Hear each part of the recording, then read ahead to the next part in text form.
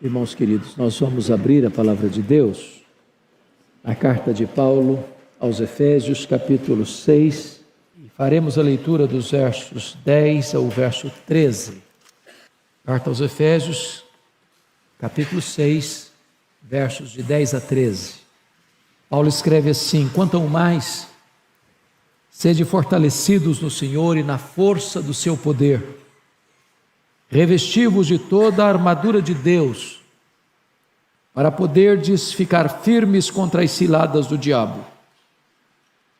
Porque a nossa luta não é contra o sangue e a carne, e sim contra os principados e potestades, contra os dominadores deste mundo tenebroso, contra as forças espirituais do mal nas regiões celestes.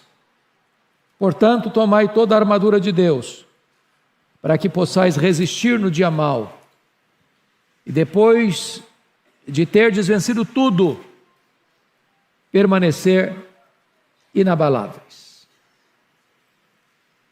Arnold Toynbee, excelentíssimo historiador, disse que a história da humanidade é a história das guerras. Desde que o pecado entrou no mundo, jamais houve um tempo de completa paz. As guerras fazem parte da história humana. Cada acordo de paz se investe ainda mais em armas de destruição. Só no século passado, o mundo foi assolado por duas grandes guerras mundiais. A primeira delas, 1914 a 1918, mais de 30 milhões de pessoas foram ceifadas. Parecia que o mundo aprenderia a lição. Mas em 1939 começa a Segunda Guerra Mundial, que vai até 1945, e mais de 60 milhões de pessoas foram eliminadas cruelmente. Proliferam-se as guerras étnicas, as guerras tribais, as guerras religiosas, as guerras ideológicas. E nós estamos num mundo em pé de guerra.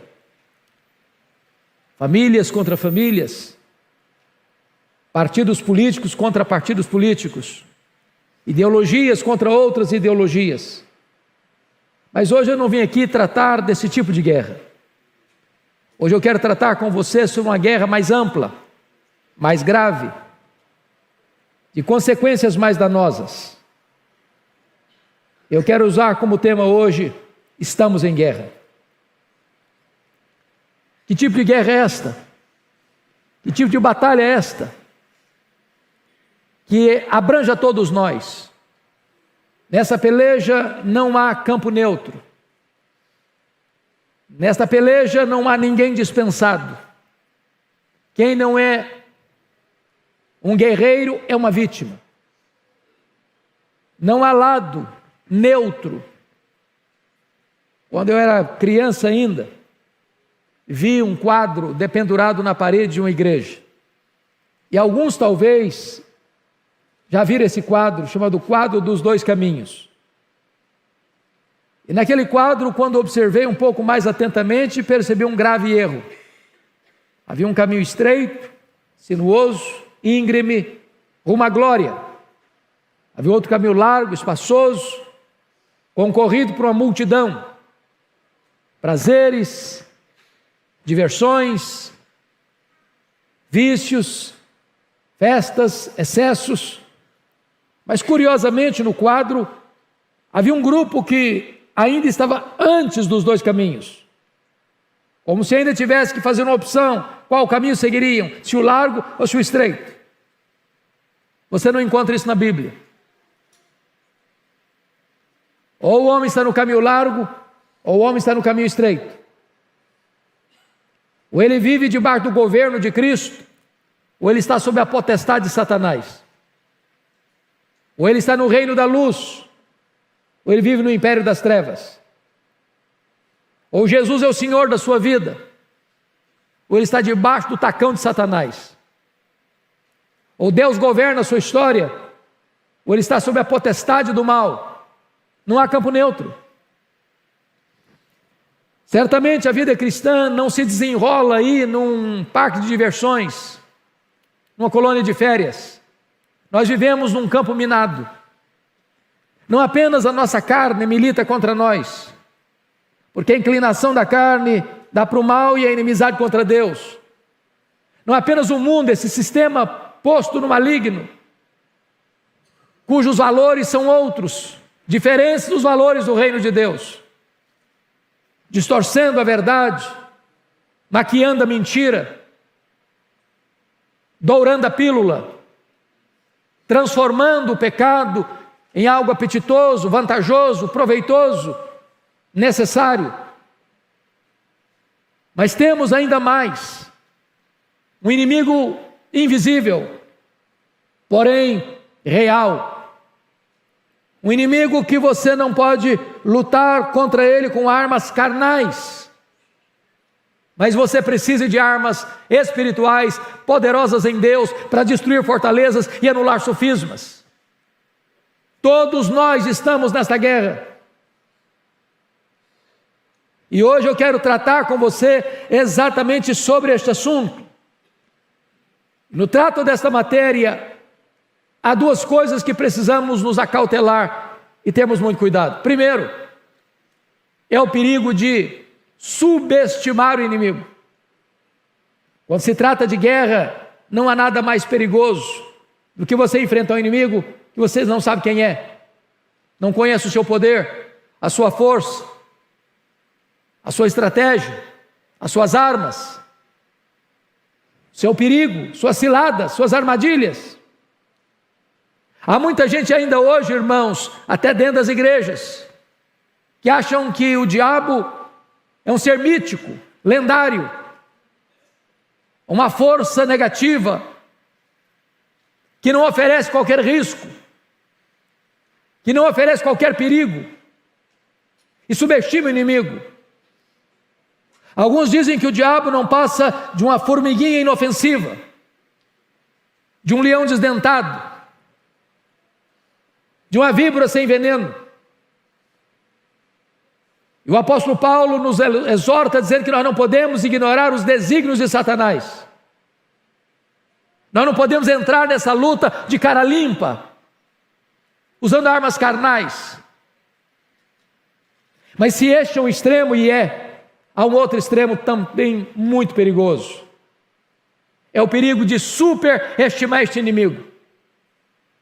É o perigo de transformar a vida cristã numa espécie de batalha constante, onde você se esquece de que este inimigo, embora perigoso, real, invisível, espiritual, mas esse inimigo já foi vencido.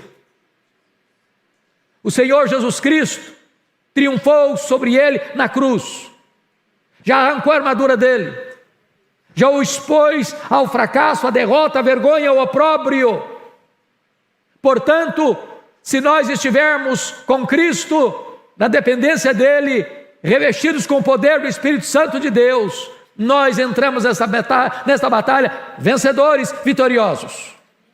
Então hoje eu gostaria de olhar com vocês esse texto que acabamos de ler e extrair dele algumas lições para nós. A primeira coisa que eu chamo a atenção é a necessidade de conhecermos a natureza desse inimigo. Por favor, confira comigo o verso 12. Porque a nossa luta não é contra o sangue e a carne. E a primeira coisa que Paulo faz questão de alertar-nos é contra quem não é essa luta. Porque os grandes problemas da humanidade decorrem do fato de que nós fazemos confusão contra quem estamos lutando. Via de regra, nós pensamos que o nosso problema é o outro. Quem mora debaixo do nosso teto, ou mora ao nosso lado, ou até além fronteiras. Onde pessoas acham que precisam ferir o outro, falar mal do outro, desconstruir o outro, realizar um verdadeiro assassinato de reputação para desmantelar a vida do outro. Não é assim nos conflitos internos? Marido e mulher, pais e filhos, irmãos contra irmãos, onde a família vira um campo de guerra, onde a batalha dentro do lar está cada dia mais acesa. Uma das coisas que mais tem me chocado nesses últimos tempos é perceber o aumento explosivo de separação conjugal nesse período pós-pandemia. O conflito que se avoluma, as crises que se agigantam, as brigas que se tornaram mais intensas, e as pessoas não sabem conviver mais, não sabem superar crises mais. E é necessário entendermos isso, irmãos. A nossa luta não é contra pessoas, não é contra carne e sangue. Seu problema não é a sua família, não são os colegas de trabalho, não são os concorrentes dos seus negócios, não é por aí que você vai entender essa batalha. Senão vão declarar guerra contra pessoas, vamos odiar a gente. Estamos vivendo uma época de polarização na nossa nação, famílias em guerra, partidos políticos em guerra, uns contra os outros, e às vezes a gente pensa que é derrotando o outro que nós vamos ganhar essa batalha, e a nossa luta não é contra carne e sangue, não é contra carne e sangue. Mas então, vamos olhar a segunda pergunta: se a nossa luta não é contra carne e sangue, contra quem é a nossa luta? E eu peço que você olhe comigo o verso 11 e o verso 12 para responder isso. Revesti-vos de toda a armadura de Deus, para poderes ficar firmes contra as ciladas do diabo. Porque a nossa luta não é contra carne e sangue, sim contra os principados e potestades, contra os dominadores deste mundo tenebroso, contra as forças espirituais do mal, nas regiões celestes. A primeira coisa que o texto diz é que a nossa luta é contra o diabo. Versículo 11. E esse ser é um ser maligno, não é um mito, não é uma lenda, é um anjo caído, que a Bíblia chama de Satanás, diabo, maligno, tentador, assassino, ladrão, Apolion, Abadom, pai da mentira, príncipe da potestade do ar, Deus desse século, leão que ruge, antiga serpente, que veio para roubar, para matar e para destruir. E quando você olha o currículo dele, com os nomes que a Bíblia lhe dá, você percebe que você não pode enfrentá-lo de cara limpa, na força do braço, com estratégias humanas. Se não bastasse isso, o versículo 12 retrata para nós que existe uma corja que o acompanha, os anjos caídos, que estão sob o seu comando. E John Mackay, escrevendo um comentário sobre Efésios, fala da ordem da desordem, porque você percebe que este inimigo tem uma organização no seu sistema maligno, principados, potestades, dominadores deste mundo tenebroso, forças espirituais do mal, são escalonamentos de poder neste mundo maligno que guerreia contra nós. Nas palavras do Dr. Mark Lloyd Jones, na melhor obra que já li sobre batalha espiritual, o combate cristão, ele diz que há demônios e demônios.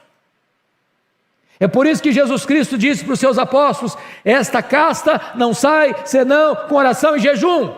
Há resistências maiores e menores.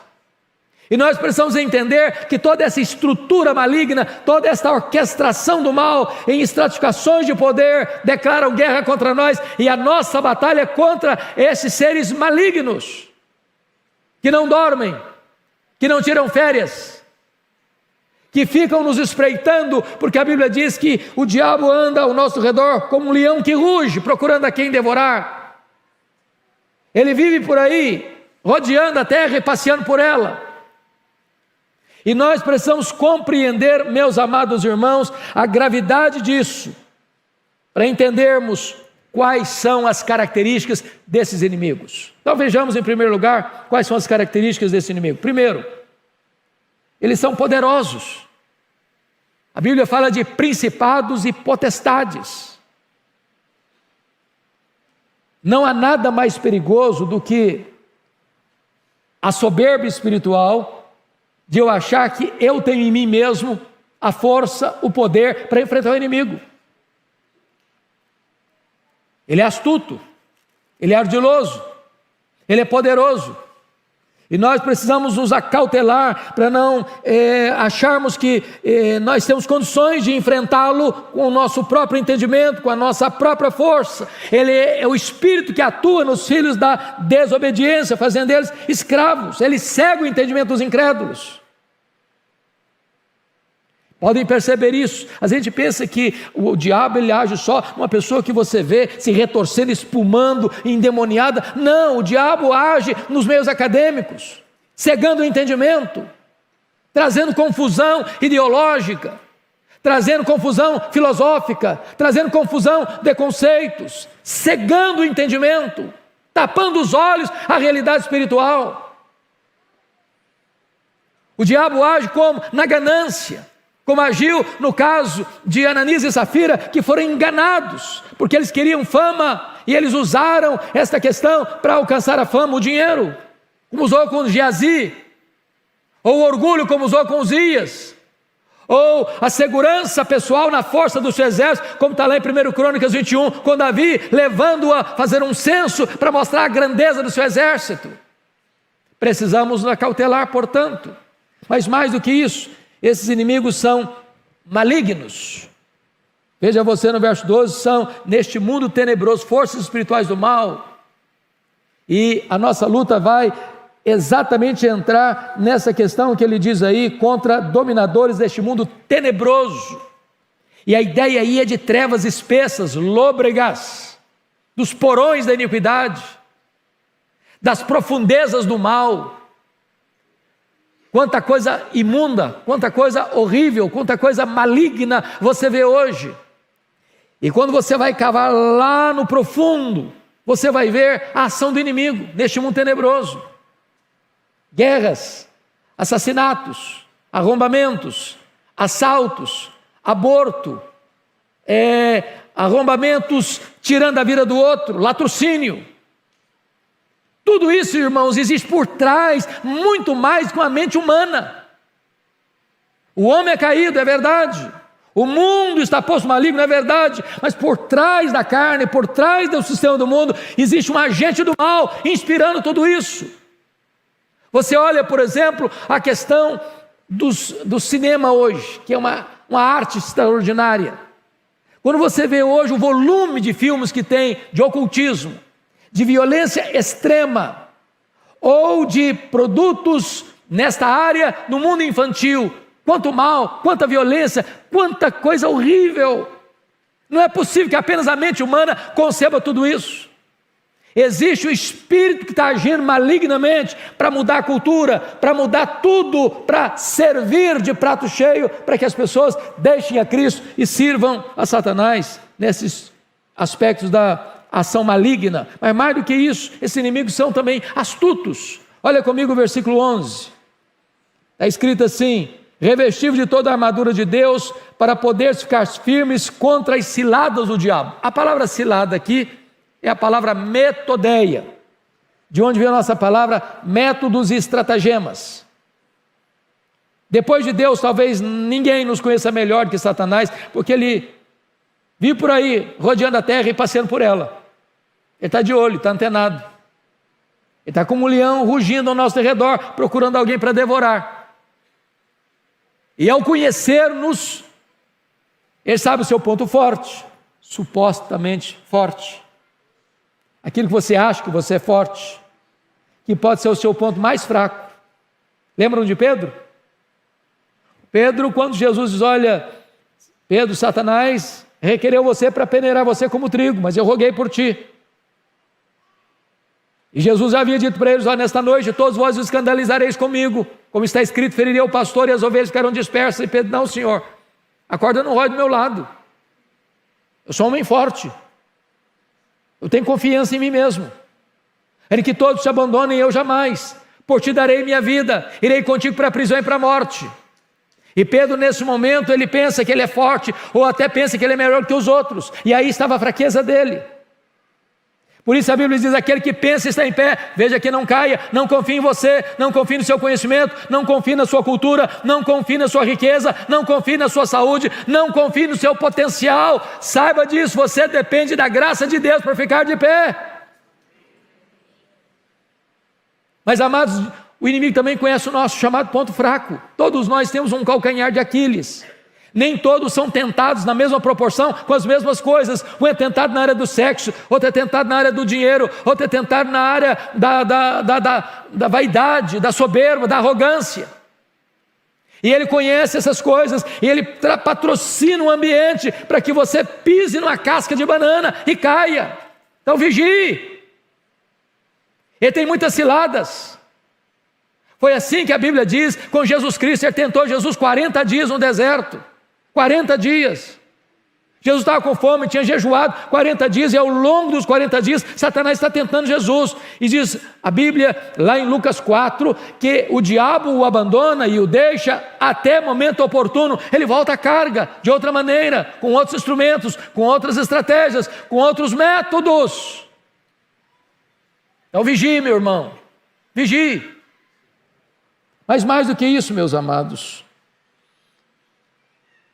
precisamos agora não só conhecer esse aspecto, mas conhecer as estratégias dele. Então vamos olhar um pouquinho. Lá em Lucas 11, 21 e 22, diz que este inimigo é chamado de valente, e ele tem uma casa bem guardada, e guarda em segurança todos os seus bens. A pergunta é: quem é esse valente? É o diabo. Quais são os bens que estão nessa casa, que ele guarda com segurança? São todas as pessoas que ainda não foram salvas, não nasceram de novo. Então note você, um fato muito curioso. O diabo não precisa usar cilada para pegar quem já é dele, já está na casa dele, guardado em segurança por ele.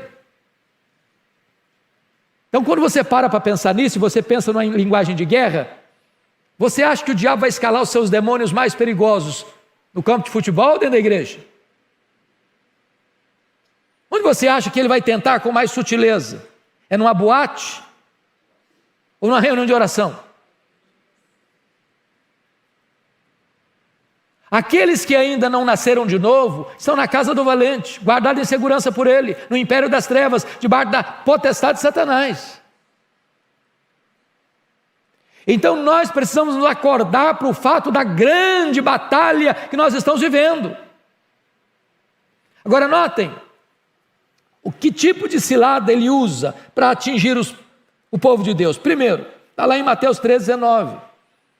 Ele furta a palavra de Deus semeada no coração. O Senhor Jesus, na parábola do semeador, diz que o semeador saiu a semear. Parte da semente caiu à beira do caminho. Os homens pisaram a semente, e as aves dos céus comeram a semente. E Jesus, interpretando a própria parábola, diz que essa semente, que foi jogada na beira do caminho, que os homens pisaram, que as aves comeram, é quando a palavra é pregada, e o diabo vem e arrebata do coração, e a pessoa não crê. Tem muita gente que acha que o diabo não consegue entrar dentro de um templo evangélico, pois ele entra sim. Ele entra assim. E quanta gente que vem aqui para a igreja, e a palavra entra no ouvido e sai no outro. E quanta gente que frequenta a igreja um ano inteiro, uma década, e nunca foi tocado, e nunca foi convertido. Vem o diabo e arrebata a palavra. É por isso, irmãos, que culto é um momento de luta espiritual. Nós deveríamos orar mais, e depender mais de Deus. Porque se Deus não aplicar a palavra, você entra e sai do mesmo jeito, ou até pior.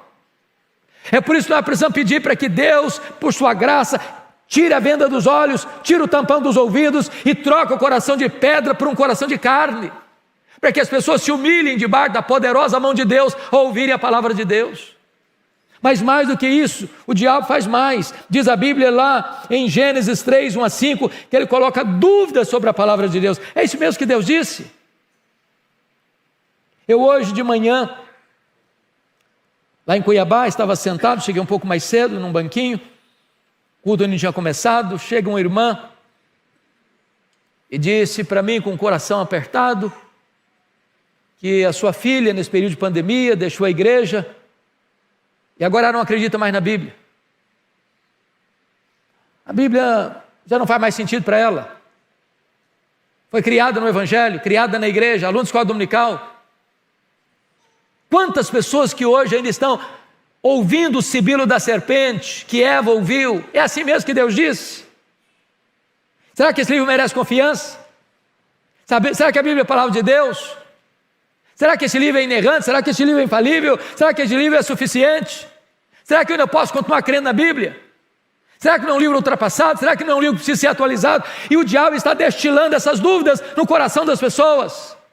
Nós precisamos nos acautelar, meus irmãos, porque todo desvio da Bíblia é insinuação de Satanás. Ele quer levar você para longe da Bíblia. Ele quer levar você a colocar em dúvida esta eterna e preciosa palavra de Deus.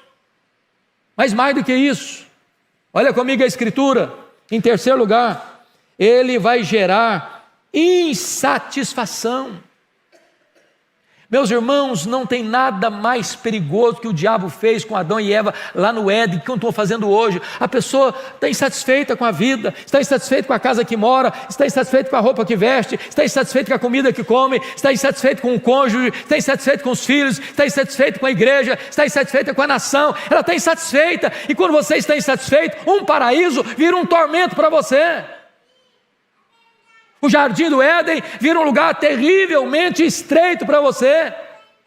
Quando você está insatisfeito, a casa do Pai é um lugar de opressão e não um lugar de mesas fartas para você. Você começa a flertar com o mundo, flertar com o pecado, flertar com as aventuras, flertar com as loucuras, achando que lá está a vida. Ação do maligno. Mas mais, em quarto lugar, diz a Bíblia que o inimigo semeia o joio no meio do trigo. E quando Jesus vai interpretar, diz que os joios são os filhos do maligno. Preste atenção nisso. O diabo tem seus filhos, o diabo tem seus agentes, e às vezes, jeitosamente, ele consegue introduzir dentro da igreja os seus elementos. Parece crente, mas não é. Tem cacuete crente, mas não é. Fala igual crente, mas não é crente. Sabe qual é a diferença do joio? Eu estava agora lá em Israel, e uma pessoa, nós passando pela estrada, paramos o ônibus, tinha uma plantação e tinha joio, e ele pegou igualzinho o trigo, e ele moeu na mão, virou farelo, não tinha nada, era só farelo, era só palha, parece trigo, mas não é trigo.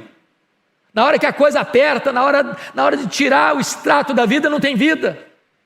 E o inimigo lança essas pessoas dentro da igreja, para causar cisânia, para causar divisão, para causar escândalo, para trazer confusão no meio do povo de Deus. Acautelemo-nos. Mas mais do que isso, o diabo ele não entra na igreja, pois eu quero lhe dizer que ele sobe ao púlpito. Sobe ao púlpito. Lá em Zacarias capítulo 3 diz que o sumo sacerdote Josué estava ministrando e Satanás está do lado direito dele para se lhe opor. Quando um pregador se levanta para desviar o povo da palavra, para torcer a palavra de Deus, para pregar uma outra coisa, o diabo está lá, para desacreditar. Ou quando o pregador não está levando Deus a sério, o diabo está lá, do lado direito dele, para se lhe opor. Mas mais do que isso, irmãos, mais do que isso, a Bíblia fala que o diabo às vezes tem ingerência na mente de um crente. Vocês se lembram de Pedro? Lá em Mateus 16, depois de afirmar que Jesus era o Cristo, Filho do Deus vivo, Jesus falou para eles que ele tinha que subir para Jerusalém, ser entregue nas mãos dos principais sacerdotes, para ser crucificado, para ressuscitar o terceiro dia. E diz a Bíblia que Pedro chama Jesus à parte e passa a repreender a Jesus. Não, tem misericórdia de ti mesmo, tem compaixão de ti mesmo, isso não pode acontecer. E Jesus arreda Satanás. És para mim causa de tropeço. Jesus não está chamando Pedro de Satanás, não. Jesus está dizendo que Pedro está endemoniado, não. O que Jesus está dizendo é que Satanás estava tentando introduzir na mente de Pedro ideias que não eram dele, para afastar Jesus da cruz. Mas mais do que isso, meus irmãos, o diabo pode pegar uma pessoa que está guardando mágoa no coração, Sabe o que a Bíblia diz? Não se deixe pôr o sol sobre a vossa ira, nem deis lugar ao diabo. O que o texto está dizendo? O texto está dizendo que quando um crente guarda mágoa no coração, fica com raiva de alguém, remoendo isso, ruminando isso, magoada, sem falar com a pessoa, sem perdoar a pessoa, ele está abrindo um flanco na vida dele para o diabo entrar. Irai-vos e não pequeis. Não se deixe pôr o sol sobre a vossa ira, nem deis lugar ao diabo.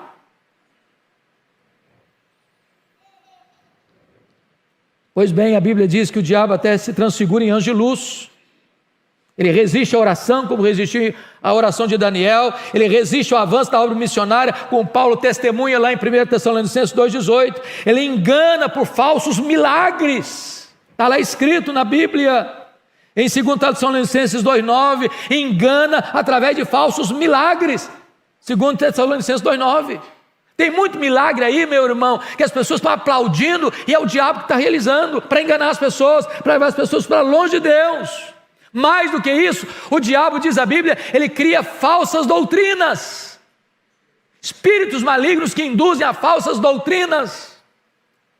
E nós precisamos estar atentos a tudo isso, meus irmãos, para não sermos um joguete nas mãos desse inimigo nessa guerra espiritual. Mas eu quero concluir dizendo para vocês que esse inimigo tem duas estratégias que ele usa aqui no texto. A primeira delas é o que nós poderíamos chamar, no versículo 13, de pressão. Portanto, tomai toda a armadura de Deus para que possais resistir no dia mau. Quando o texto diz dia mau, ele está querendo dizer que nem todos os dias são dias maus. Ele está fazendo um contraste. E o que seria um dia mau? Se você pensar em batalha, um general que está comandando um pilotão de guerra, nem sempre ela ataca.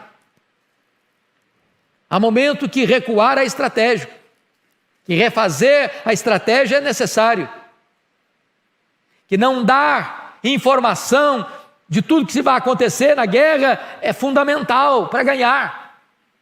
Então tem hora que parece que você está com trégua, a vida está boa demais, só tem alegrias, só tem sucesso, só tem conquista. E aí quando as bênçãos vêm em catadupas, em cachoeiras, você põe, a minha vida está boa demais, para que orar? Não vou mais orar não, hein? Para que ler a Bíblia? Estou ganhando muito dinheiro, tem saúde na minha casa, estou indo de vento em popa. E a pessoa começa a esquecer de Deus. E de repente, vem um ataque frontal, inesperado, repentino, e a sua vida parece que entra num turbilhão de angústia e de dor. É o dia mau. Quando o inimigo, que age de maneira tão sutil e invisível, dá uma ordem lá, chumbo grosso no fulano. Parece que você já acorda atordoado. Nesse dia o carro bate, nesse dia você briga com a esposa, até você chuta o cachorro. A sua vida parece que está de ponta cabeça. É o dia mau. E se você não tiver discernimento, você vai brigar com a sua mulher, você vai brigar com o seu marido, você vai brigar com seus filhos, você vai brigar com o seu vizinho, você vai brigar com o seu irmão na igreja, você vai achar tudo ruim. Dia mau, é pressão. Mas notem comigo ainda outra estratégia no verso 13. Por favor, confira aí. Portanto, tomai toda a armadura de Deus, para que possais resistir no dia mau, e depois de teres vencido tudo, aí tire férias. É isso daí? Não. Permanecer inabaláveis. Me permita dizer isso, irmãos, não tem hora mais perigosa para você e para mim do que depois de uma grande vitória. A tendência é arriar as armas, afrouxar o cinto e descansar. Depois de uma luta vencida, fique firme, porque outras virão. Outras virão. Perseverança. Mas eu quero concluir mostrando para você, à luz do texto, quais são as armas que nós precisamos usar para vencer essa luta. Em primeiro lugar, no versículo 10 está escrito algo sublime: quanto ao mais sede fortalecidos no Senhor e na força do seu poder. Você e eu precisamos do poder de Deus, do poder que vem do trono de Deus, do braço do Onipotente. Você e eu precisamos ficar bem guardados debaixo das asas do Deus Todo-Poderoso. Eu li certa feita uma ilustração tão simples, mas tão eficaz.